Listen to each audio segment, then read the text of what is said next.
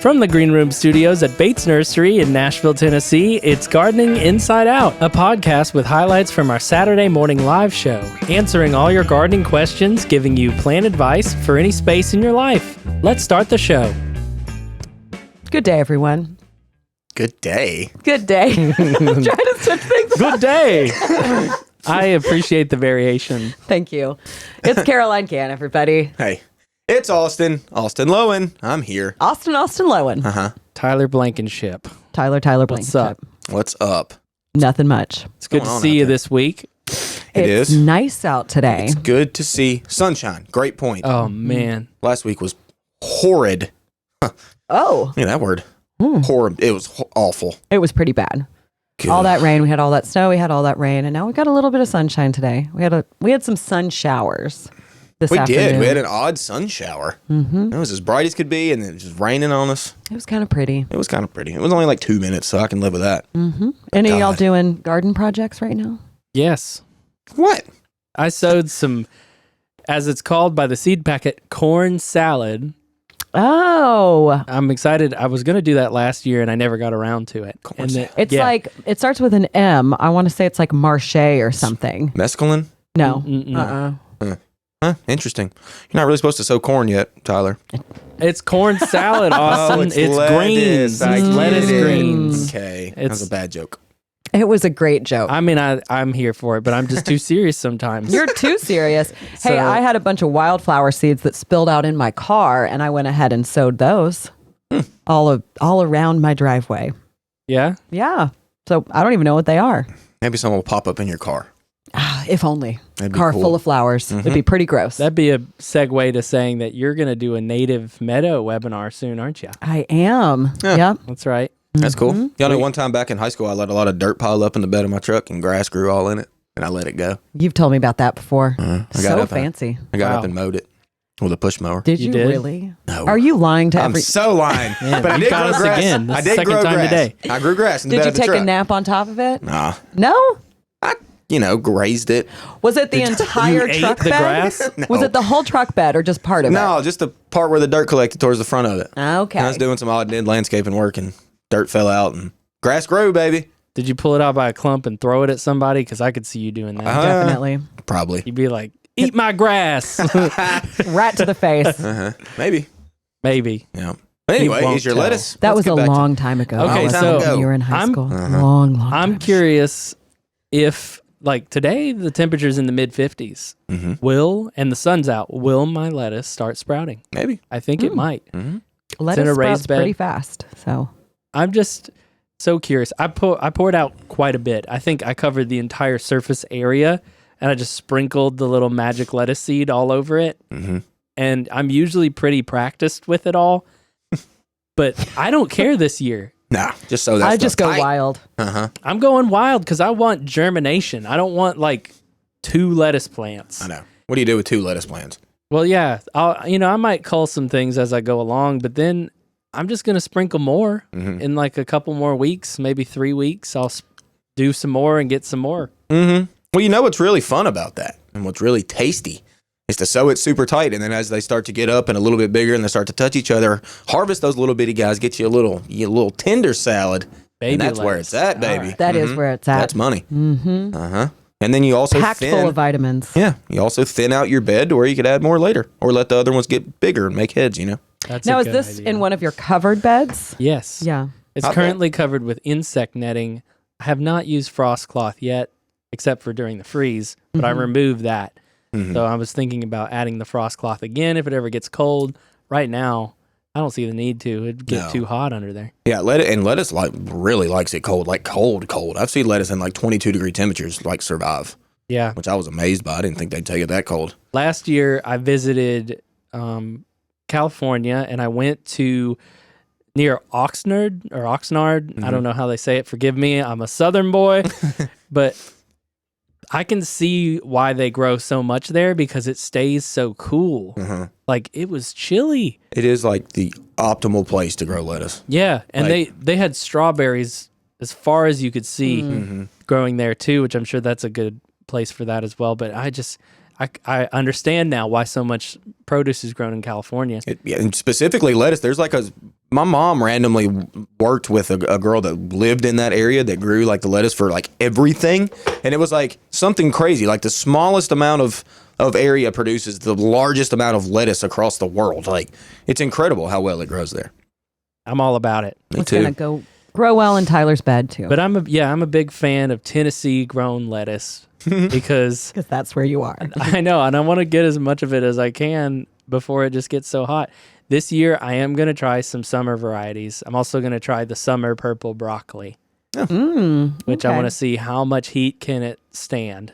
You're already planning. I'm not planning anything right now. I need to get on it. That's okay. This was all scattershot, and I really didn't do much. I didn't top any earth mix off on my bed.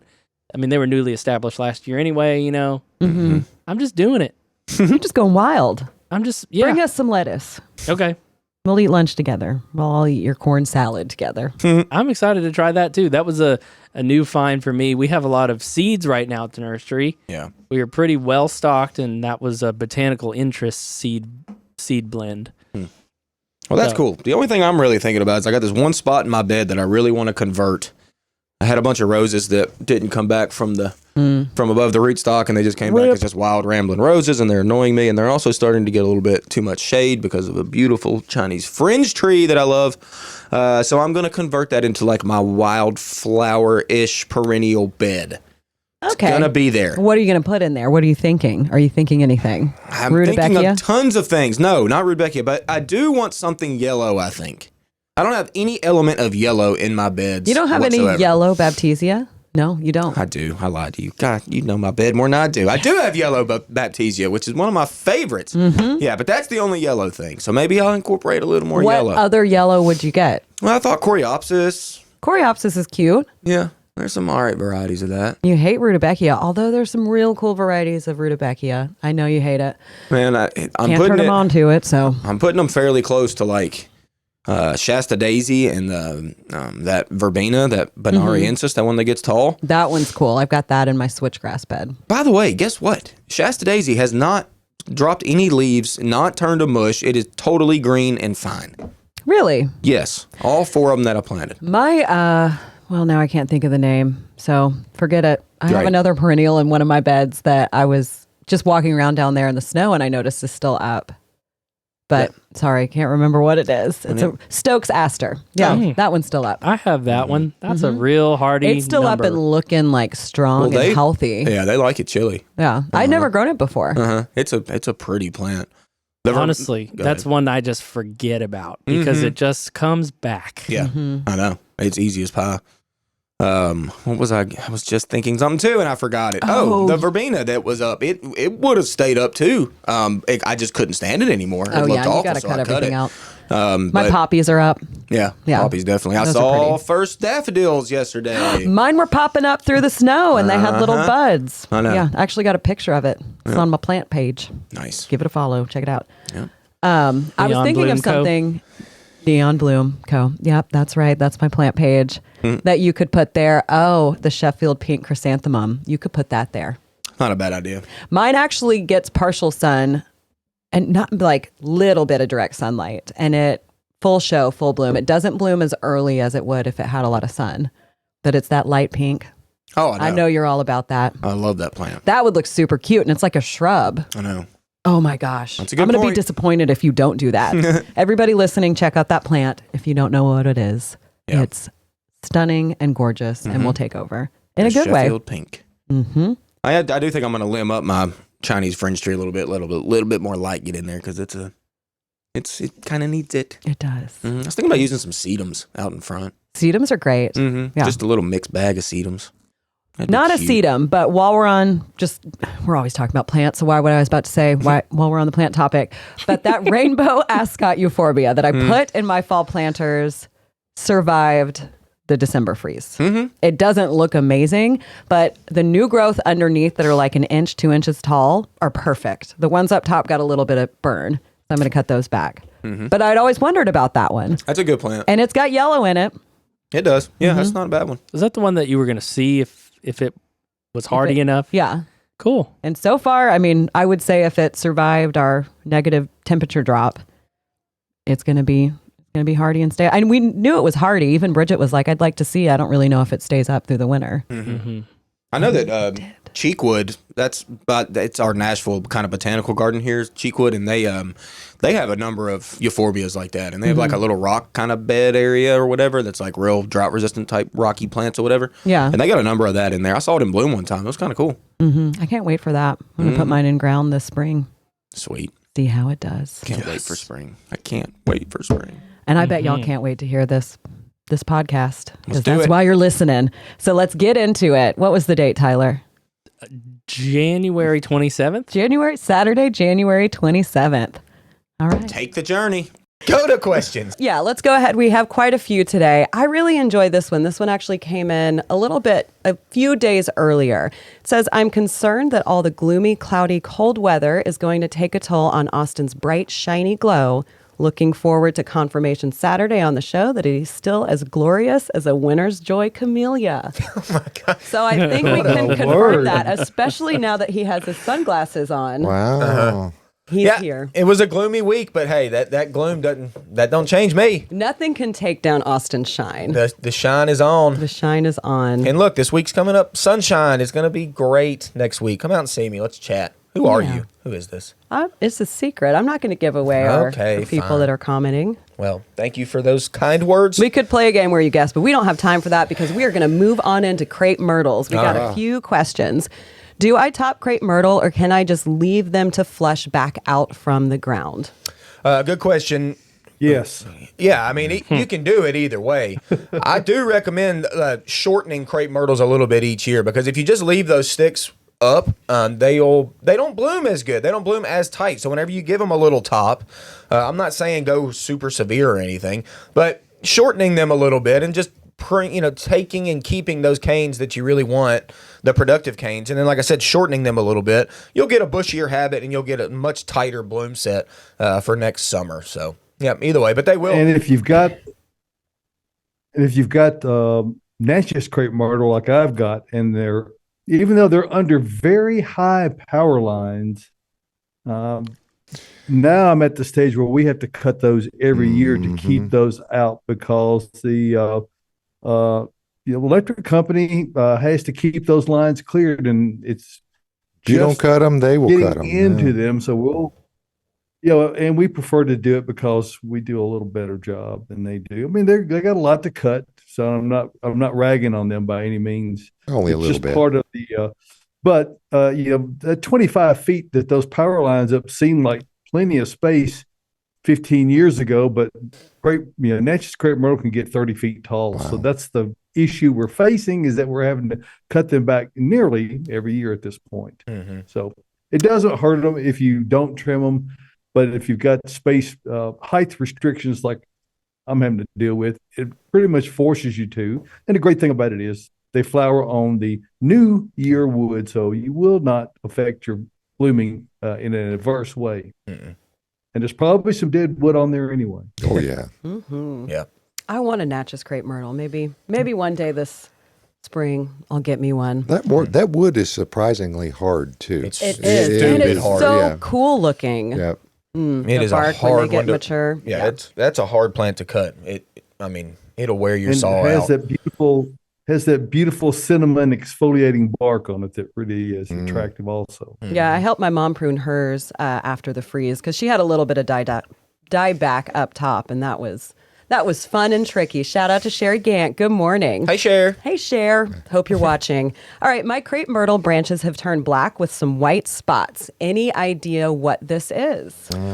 Yes, it's probably leftover sooty mold from an aphid infestation from last year. So this is a very common thing. Last year it was really common. It happened all over the place. It also could be bark scale, Crape Myrtle bark scale, which is another insect that leaves a honeydew that black sooty mold can kind of get on and live on.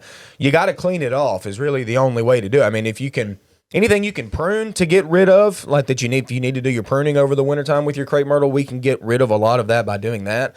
But any of the sticks that you leave up that you want to keep for next season, if they still have black sooty mold on them, you literally have to clean them off. I mean, there's no other way to really do it. A low pressure washer seems to be okay, or just going out there with some gloves and a towel, like an old rag, and wiping it off is honestly one of the best methods you can use. Like Scotch Brite Brad or something like that. Yeah, something that's got a little bit of grit to it. Yeah, a little bit of something to it. I got an old like shop towel, that I use for like all sorts of things. It's just old.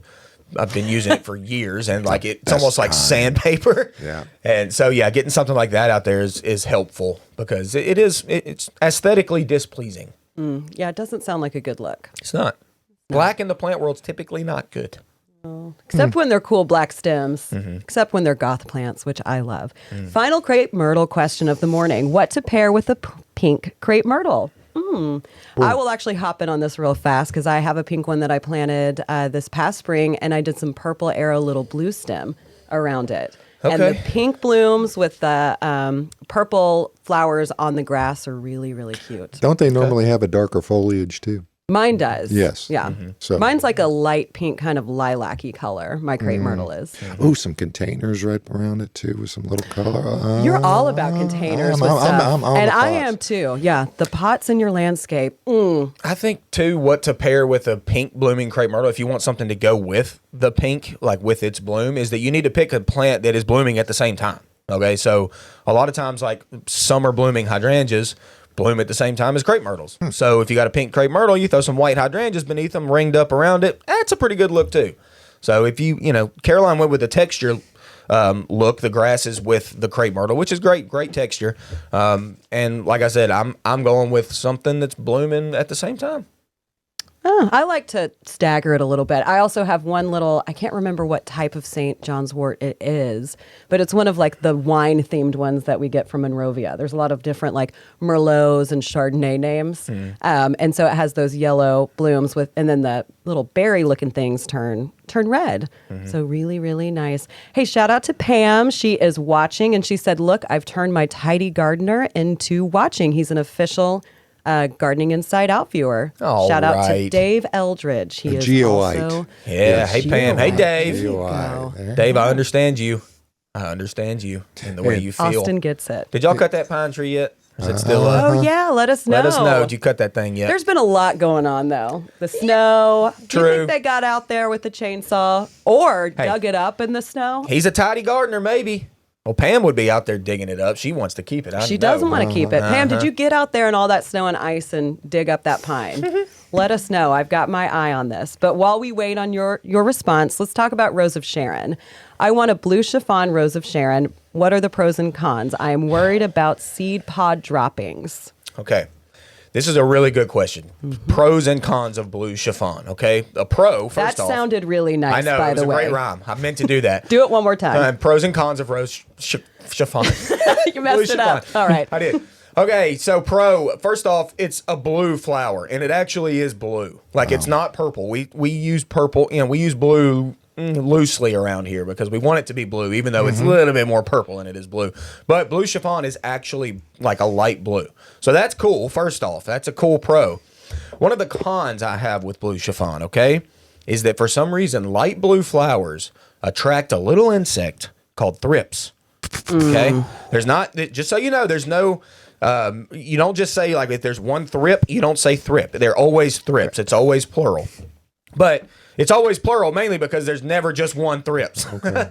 There's always a bunch. And they like lavender blooms for some reason. So Interesting. if you ever get a Rose of Sharon, the blue chiffon specifically at your house, and what you see is the buds want to try to open, but then they never open correctly, and they've got this weird coloration on them, and then they just drop off, then that's probably because of thrips. And it's a nasty little insect. It's much more of an insect typically in a greenhouse type setting where there's a lot of flowers, a lot of different plants, mainly annuals, in a greenhouse typically. But A lot to eat there. yes, there is. But for some reason that plant is the one specifically that seems to get thrips, even in the garden, even in your home garden area. So that's my con I've got against that plant. I love Rose of Sharon. I think it's an old school classic that is just tried and true. It's going to bloom every year without a problem. But it can have that issue. So there you go, pro and con. What about the seed pod drop that she was talking about? The seed pod drop's going to happen. Yeah. Y'all. I mean, if it gets pollinated and it just wants to set seed, it's going to. That's a fairly new cultivar, so I actually don't know off the top of my head if it's like a hybrid that's sterile, and it might not produce seed at all. A lot of the new hybrids are like that, so I'd have to look that up for you just to make sure. But, with old school Rose of Sharon, the good old classic ones, they will set seed and they will pop up around the yard. Like they can They will spread come up from everywhere. seed. So that is somewhat of an issue. But like I said, we'll check on that new hybrid cultivar and see if it actually would even produce seed. Yeah, Ben Trest, one of our landscape specialists here, who's been on the show a couple times. His parents have a Rose of Sharon that they've had forever, and it's probably one of the OG ones. And he said that it shoots up little pups all over, and his mom will just pull them up, and has made a hedge down the driveway out of that. Wow. So, Yeah, I've seen it. yeah, you could go with that. I've got one. I like it. I will probably stick with that single. Joan Dodson says that her pansies are still alive. Yeah. Nice. Her ornamental kale, not so much. No, probably not. Unfortunately. I haven't looked at my ornamental cabbage. It was looking okay, but I haven't looked at it in the last few days to see. Yeah, my got pretty pansies chilly. came through perfect. Mine did too. Yeah. Mine were tucked up underneath the snow the whole time until it finally melted, and then they opened back And then up they to, were like, a, "Hey, to world, a green. I'm back. Here They got I a few am." blooms on them still too. Not a lot. It kind of wrecked the blooms on them, but the green foliage is totally fine. Pansies are they're great. They are great. Love Hey, Pam pansies. says they are planning on digging soon. Really? They're gonna try to dig that Pam, beast. Please video. Pam and David Planning on it. video it. We need to Planning see. on it. Yeah, uh-huh. We need to put this up on the show. Okay. Let all the viewers see how this goes. I want to see the size of that root ball. I do too. It's gonna be wild. Let's stick on the shrub topic. Okay. Somebody just talked. Was that Tyler? That was David. That was David. David. Hey, David. That was me. What you doing, I was gonna David? say you've been pretty quiet over there. I just said, well, I mean, there's been a lot of other talkers. I try not to, talk over the top of others. I'm sure I'll get my shot here Oh yeah. before it's all over with. Oh, a lot definitely. of questions today. Yes. So, large shrub or plant that does well in a container, part to full sun, and they don't want it flowering. I'd say there's a lot of options. First one that comes to mind is boxwood. Oh, of really. course it is. Well, I mean, boxwood's great in a pot. It's low maintenance. It's very drought resistant, and it doesn't throw a lot of blooms. Excuse me. So, I mean, I think boxwood's good. Plum yew. I like a good plum yew. Plum yew, I've done plum yew in pots for years. I don't have them right now, but one thing I love about them is I do the like the spreading Japanese plum yew, and it looks like kind of like a fern. So in the winter, I've got them on my porch on either side of my front door. And when everything's dead, when you don't have your, southern Boston ferns on your porch hanging or in big planters that are up, it does give that look. And I can go I feel like months without watering it. I wouldn't suggest doing that, but it gets little to no sunlight. It sits dry, and it just it brings me so much joy. I need to replace them. These cute little junipers right here might work too. Maybe. I don't know. They might get too big. Pyramidal arborvitae They're thing back here. arborvitaes, but they're a little bit Arborvitae. more high maintenance, Josh. Okay. Just a little bit. Yeah, they're little. not going to flower for you. They're very upright in habit. I'd be a little scared of those in pots. For They one, just- I feel like they would just maybe blow over. Blow over. That's the That thing. could happen. Definitely blow over. That's a big And dry thing. out. Well, we got our first of many questions I predict that's going to happen about this subject over the 2024 season.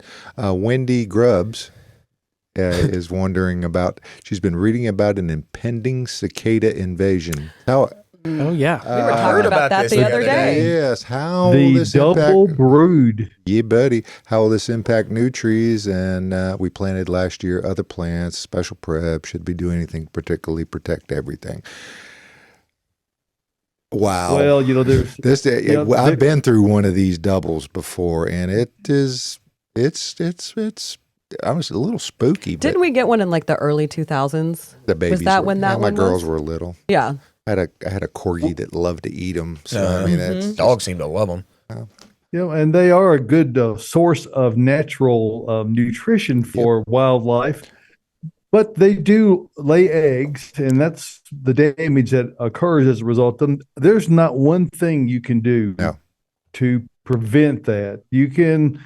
There's just way too many of them. It's the law of large numbers, and they got large numbers. Particularly when you have the 13-year brood and the 17-year brood emerging at the same time, which I don't think this has occurred before. If my research is correct, that only happens about once every 268 years. It doesn't look like that they overlap in our area here in Middle Tennessee. It looks like that there are overlap areas a bit further north and east. But we're going to get one, and pretty much everyone in the eastern U.S. is going to be affected by them this year. And there's going to be a lot of, what did you say? Because it's quite loud. Oh yeah. Oh, it's loud. You're sitting inside and you feel like the furniture is shaking. It gets so bad sometimes.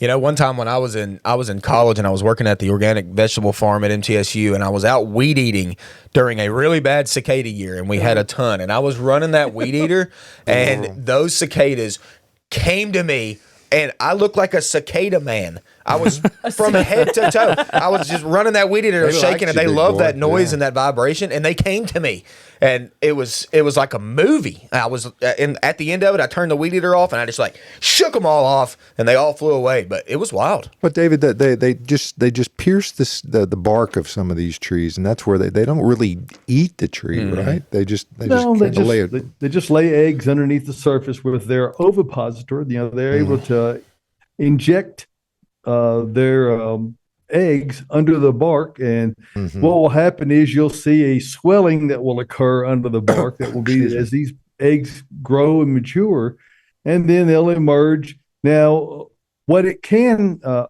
damage can occur on things like Japanese maples where you have smaller stems, and which is where their target is typically. Sometimes it can create a wound, a weak spot there. It'll callus up, and these will flag off and break.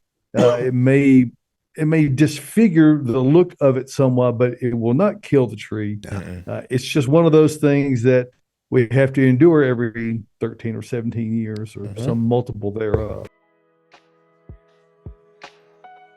Gardening Inside Out is brought to you by Earth Mix Garden Products, creating regionally sourced high-quality soil blends and amendments for the sustainable-minded gardener. Fall and winter are great times to plant in the Southeast, and Earth Mix can help you with Landscape Soil Conditioner. Mix landscape with your native soil to feed all winter long. Added mycorrhizal fungi help your plants get established faster and increase hardiness through the year ahead. Visit earthmix.net for more information and retailers near you. Remember, success begins at the ground level when you use Earth Mix garden products. I'm not sure about this one. My juniper spruce, is that a thing? A juniper spruce? Okay, I was like, maybe there's something I don't know about. Well, it's a juniper or spruce has recently been eaten by the deer. It was approximately 3 foot tall. Will it come back? Yes, it will. Now, I don't know if it's a juniper or a spruce. A spruce is a lot slower than a juniper. A juniper will really respond very quickly. If you, I don't know if you planted it or if it just popped. If it popped up, then it was probably just a juniper. If it's something you planted, I guess it could technically be a spruce. But that's plants have to be able to respond from that, y'all. Deer, animals, everything happens.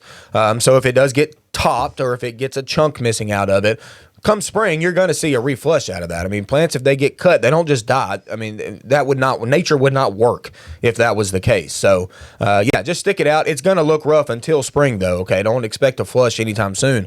But once, late March into April and things start to grow and come around, you'll see a reflush. Mm-hmm. Yeah, a lot of plants it's crazy how they respond differently. Like my yucca, thought I killed it, but all I did when I took that big yucca plant up was just all the pups, all those little babies come up all over my bed. But while we're on the pruning topic, we got a question that asks, can I prune pilea? So this is probably Chinese money plant that you're talking about. There's also aluminum plant. There's a lot of different plants within. There's a ton of pilea out there. Yeah, there are. But yes, I would say every single one responds well to being cut. And if you're talking about Chinese money plant, which that one is more typical than any of the others, yeah, you can cut it back. They do tend to get really leggy. They'll kind of climb up stuff. They'll drape over things. And if you cut it back, for one, it's going to promote all those pups that come up in the soil to get even stronger and even bigger, thus promoting a bushier plant. But then from that cutting, you'll also get new growth. So yes, you can absolutely cut that. They respond well. And I think they need to be cut because they get out of control so fast. Those grow like weeds. Yeah, they get leggy. Do you have one? I used to. I had a tree form one that was literally getting like that tall And Didn't someone cut off all the leaves? no, my daughter knocked it off and his head no. snapped out of it. Oh man. And then Great. you just threw it away? We're talking Yeah, I about got mad at pruning it. No, I got mad at it. So you just threw The pot broke. It was a whole thing. Wow. I threw it in the woods. He's still mad Threw it in to the this woods. I'm day. so Still mad. Sounds like you need another one. All right. My sedum shooting star has ashy tops on leaves. Send help. So with succulents, with sedum, they tend to get mealybugs pretty bad. That could be one thing that it is. I would say mealybugs or powdery mildew. If it's mealybugs, they take over really quickly because they kind of like nest up in the top of the plant where all the new growth is coming out and the leaves are really, really tight. And you won't notice it until all of a sudden it looks like there's white powder or cotton candy or something all over the top of this plant. So if that is what it is, I would suggest just cutting that plant.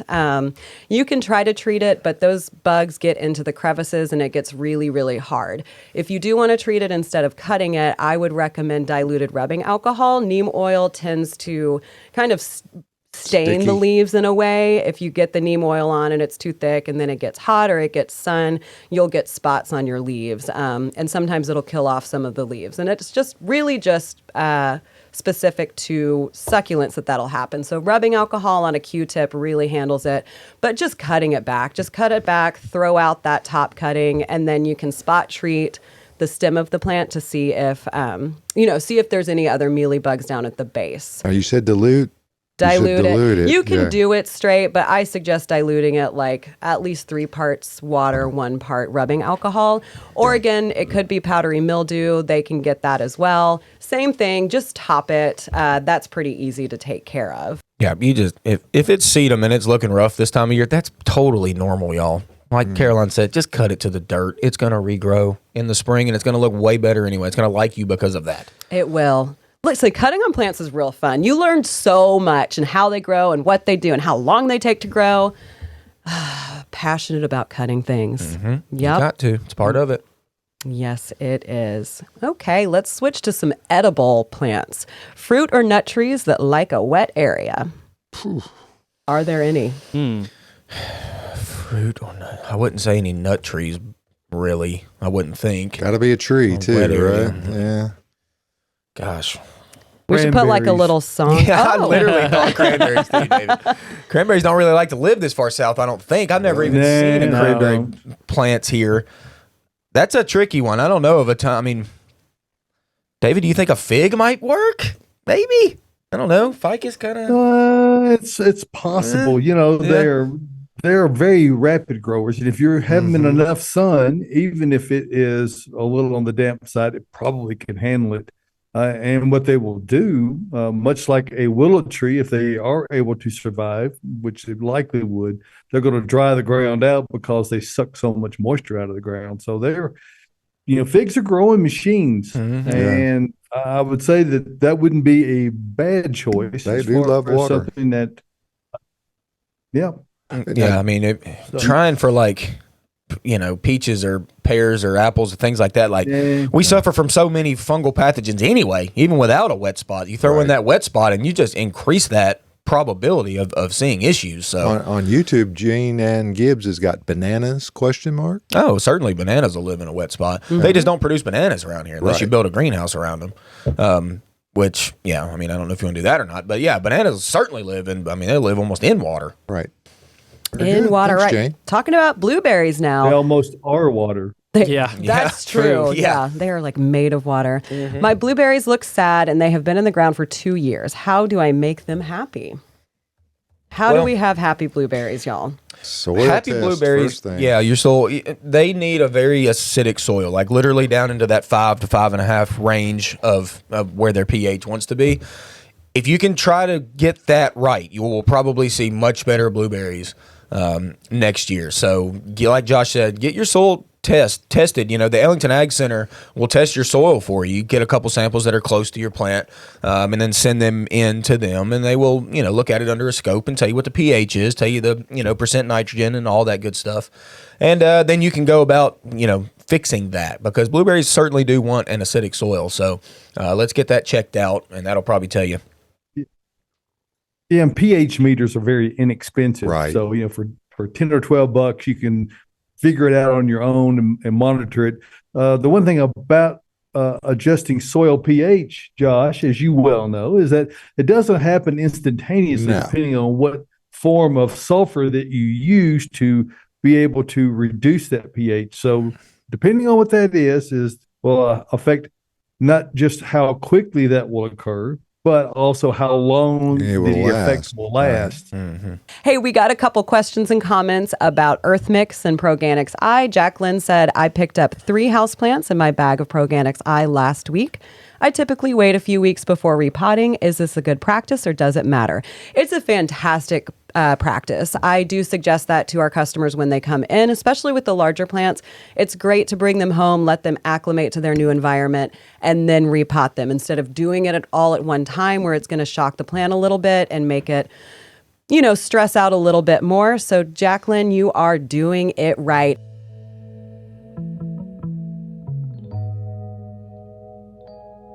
Additional support for Gardening Inside Out is brought to you by Bates Nursery and Garden Center, a third-generation nursery located in Nashville, Tennessee, and 20-time recipient for Nashville's Best Garden Center, offering the widest selection of new arrivals for fall, like specimen conifers, Japanese maples, and pansies in nearly every color. Open year-round, minutes from the heart of Nashville in beautiful Whites Creek, Tennessee. Browse their selection online anytime at batesnursery.com. Bates Nursery and Garden Center, beautifying Nashville since 1932.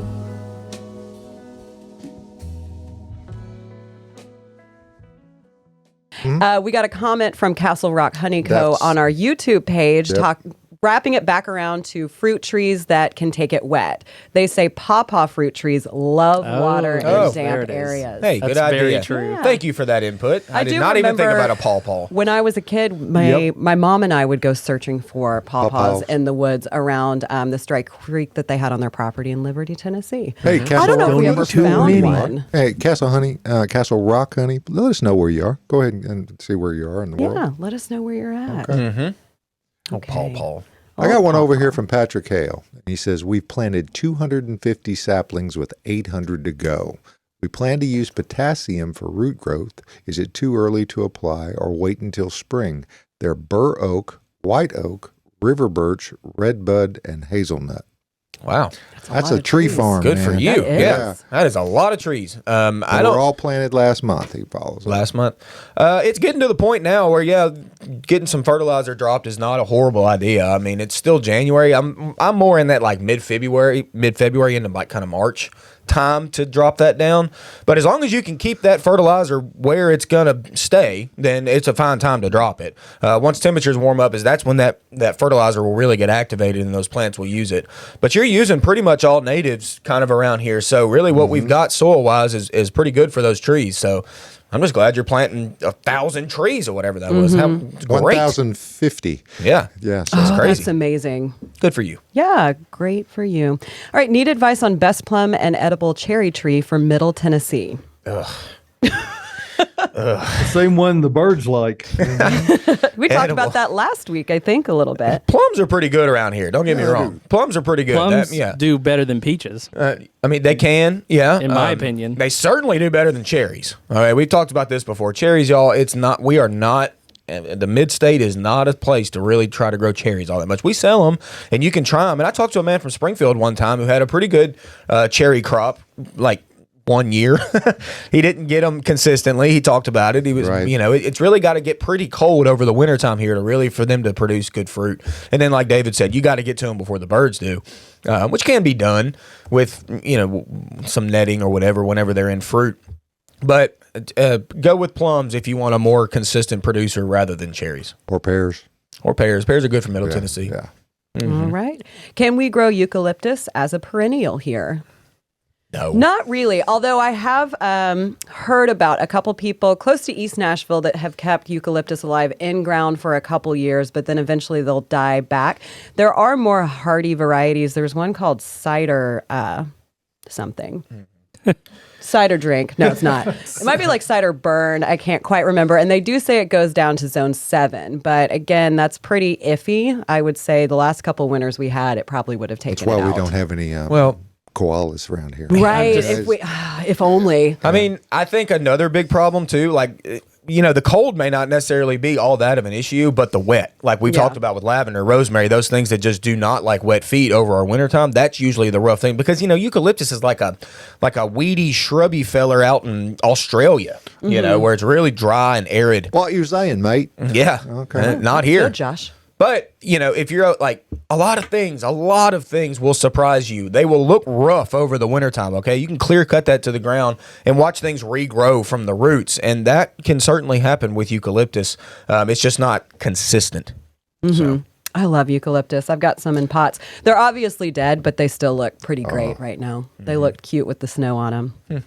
I still have my hardy one planted in Your the ground. glacier? Yes. Did it survive? Yeah, so that's another far hardy as variety, but that one's really hard to come by. I'm gonna see if Tyler You're really talking to David. I'm gonna see if I can keep it alive. I'll see if it like comes back to life because right now the color is like this brownish off color, and I don't know if that means dead or if that means that it's just kind of gone dormant. But it has survived in the ground since last spring. Good. So. Keep us in Your the mom has one on her porch, right? Hers might in a have pot? died. Okay. I'll check. Surely and let us know. I'll verify. She's not at home right now. Okay.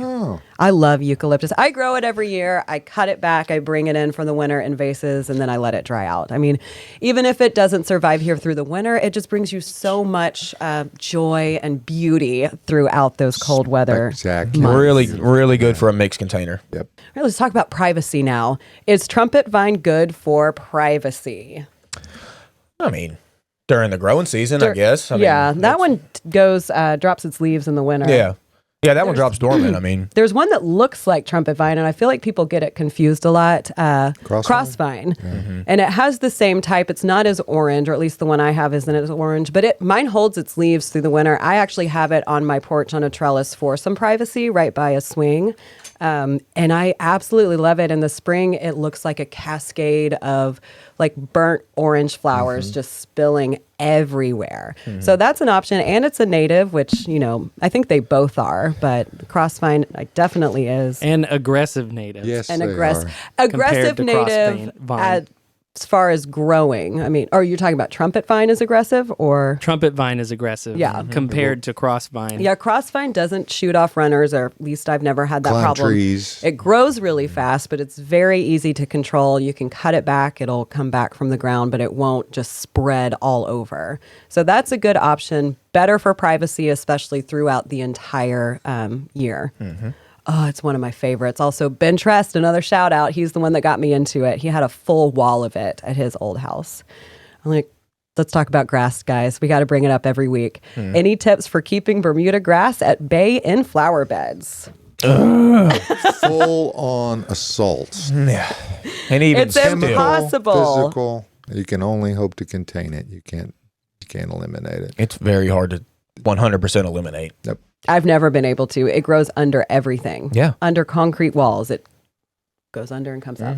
It's Under, over, Under, around. over, around. Slide. It just appears. Yep. and It's magic in if a you have bad your lawn way. cut by a service, you will come from the neighbors. It will go to the neighbors as well. So it'll bring it on.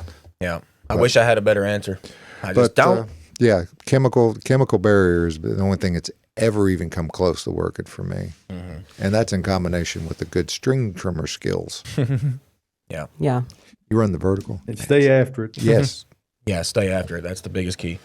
If you're insane, do you think that scraping the topsoil, getting a sod cutter No, would get rid of it, I don't think so. or smothering? I mean, it might be your best I bet. have smothered, I have scraped, I've pulled everything out and even gone further out when I make new beds, which I do all the time. And I keep trying different methods. Nothing like that has worked for me. And I don't use chemicals, so just hands. Full shade does The pretty rhizome- well. Full shade. That's Yes, true. You can shade it out. Yeah, shade out that Bermuda. Shade the Bermuda on out. Let's talk about sloped areas. Narrow sloped area that gets a lot of sun in the spring. Dwarf Mondo grass couldn't take it. Nah. You didn't don't really like like that. No. Creeping phlox would take that just fine. Oh, that's a great one. I mean, there's. I was talking to Julie. Hey, shout out to Julie Patterson. She had 30 years. 30 years she has worked here at Bates Nursery. And I know, Wow. David, you talked to her that morning. the day that she was hired, which I thought was odd. She was hired in January, which is not typically the time that you hire people at a garden center, but that was interesting. She orders all of our plants. She's fantastic. She's kind of our mama bear around here. Yes, she Love is. her. 30 years she's worked here. That's incredible. People that typically work here for a long time, and that's something to be said for Mr. Bates over there. Yep. So cool stuff. But anyway, she was showing me. Go ahead. I'm one of David. those people. I'm one of those people that's worked here a long time. Yeah. You know. You've been here for a little bit. David's what you call a lifer. Yeah, a minute. Yeah. Only twice as long as Julie, but who's counting? Yeah, that's right. Let's get back. Creep and Fly. The reason I thought about Julie is because she showed me some really cool varieties that are coming out, some really vivid kind of colors that are coming, some new pink varieties, blue colors. So if you don't know Creep and Phlox, it's an old school perennial, been around forever, but it does good on a slope. It's great in full sun. It's kind of a slow creeper. It's not something that's just going to take off. It takes a minute. Yeah. It takes a minute, but once it's there, it is there for life, and it's an excellent little ground cover for a slope. So that's my choice on that. It almost stays evergreen. It pretty much stays up. Yeah. Like it'll go kind of off color, like reddish over the wintertime, but it greens back up in the spring and blooms consistently.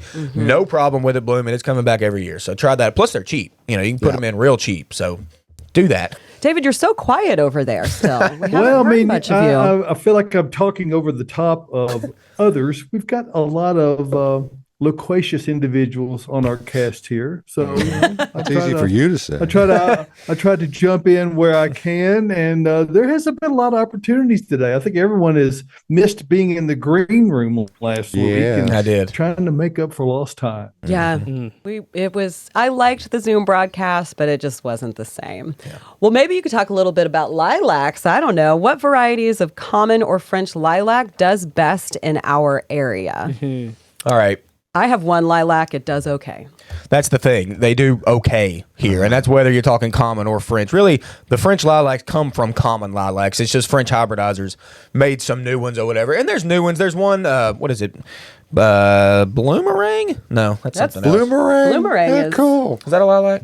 No, I can't remember. Yeah. They should call bloomerang. them powdery mildew because that's the main issue with Nice. lilacs. They are a powdery mildew magnet. They really are, especially here. Up north, it's not near as bad, and they live way up north, way better than they do. Like we're kind of the line where lilac wants to kind of stop growing, and this is another one. Just like I was talking about with cherry trees, it has to get cold enough over the wintertime for lilacs to really produce nice blooms in the spring. But some of the newer varieties that are like a reblooming type of lilac, those seem to do pretty good here. They're just little shrubby guys, but they typically do okay. Like Caroline said, very cool. okay. okay. Yeah, Okay. mine never really looks that great. I love lilacs. I know that they're not super happy here. I've heard the But still Korean trying. ones do better. Yeah. That's it. Yeah. All right. Final question of the morning. Okay. What perennials have good foliage to cut for flower arranging? Foliage for flower arranging. You know, one of my favorites that I did this past a couple years ago was Sun King Aurelia. Oh, I remember that. That looked so. Did it hold up for a pretty long time? It did hold up for a pretty long time, and I paired it with some caladium leaves. I did a foliage arrangement, which was really cool. But that Sun King Aurelia, first off, is an excellent plant. It was the perennial plant of 2020, I believe. Okay.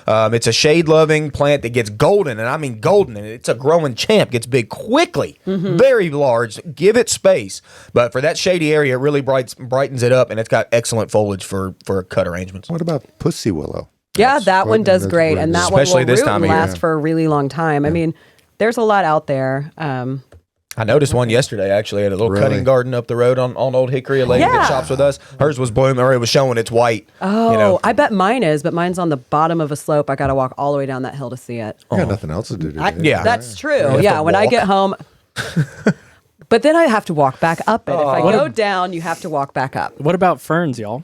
Ferns have excellent texture. Hey, there's an arborvitae fern in the greenhouse right now that's Yes. been That's catching really my cool looking. attention. Yeah, they're bronzy, just like an arborvitae does, but it's a fern. I actually saw this at a guest house not too long ago that I went to tour her little garden. She had arborvitae fern in the bed, and it looked fantastic. Stays up in evergreen, it bronzes out a little, but it's this flat little sprawly fern feller. It's pretty cool. Pretty cool. We got Pretty some neat nice stuff. ones right now. Very, very cool. Sorry, y'all, we've are gone over nice. time. No! But we go got as all the long as we questions want in. to. Sure we do. Hey, we appreciate everybody sending your questions. You can do that on multiple social media platforms as well as interacting alive with the show every Saturday morning at 8 o'clock here from Bates Nursery and Garden Center in the green room. Hey, folks, it's fun. We enjoy doing it for you. We hope you enjoy it. Yes, please come out to the nursery. You got to get out here before 2 because they're going home today and they're not going to be open tomorrow. But you can walk from one end of Bates Hollow Gate Springs Mall from the front to the back and not get wet, and it's worth the drive from anywhere, folks. Hey, for the entire Gardening Inside Out crew, we'll see you right here next Saturday morning.